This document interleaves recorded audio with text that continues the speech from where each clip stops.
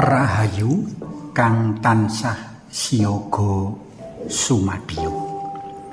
Panglimbang 5 menit dina Rebo Pahing tanggal 22 Oktober taun 2020 kapethik saka Injil Lukas bab 12 ayat 39 tekan ayat 48. Wengi iku banget rinoso nyenyet, hawane uga kekes ora kepenak. Swara manuk daris tansaya nambahi swasana tintrime kahanan. Sinambi padha krukupan saruk, aku sakonco dolanan gaple neng cakruk. Dumadakan keprungu swara pentungan saka desa tetangga. Tuk tuk tuk tuk tuk tuk tuk tuk tuk tuk tuk tuk. Wih, ana maling meneh iki. Kudu tansaya waspada, ora leh dreya alokku. Betul, Bro. Muga malinge kecekel ben kapok.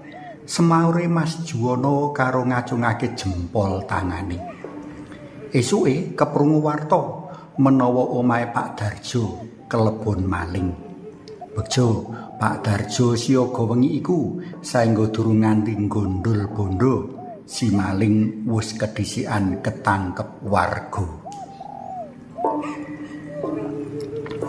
Prastawa cecala prayoga minangka pancadan panglimbang waosan dina iki.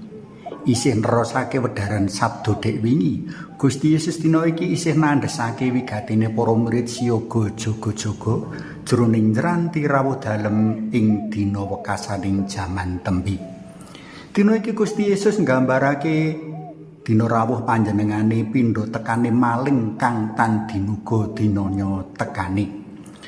Kang Gusti Yesus kersa tandhesake dudu perkara malinge, ananging perkara rawuh dalem kang tan dinuga dinyana. Sepisan meneh dina rawuh dalem kang tan dinuga dinyana. Kudune kowe kabeh padha siaga jaga-jaga. Merga putraning manungsa bakal rawuh ing mangsa kang ora padha mbok duga lan nyana. Mengkono meling mawanti-wanti dalem. Menawa Pak Darjo banget ing bungah marga ora kelangan bondo dunyane, apa meneh karo para pendherek dalem Gusti kang ora kelangan kalodhangan mapak mahargya rawuh dalem Gusti. Para pendherek dalem Gusti bungah jalaran awit saka sikap siagane mau bakal kakeparengake urip mulya langgeng bareng panjenengane. Nyilih pasemon baptis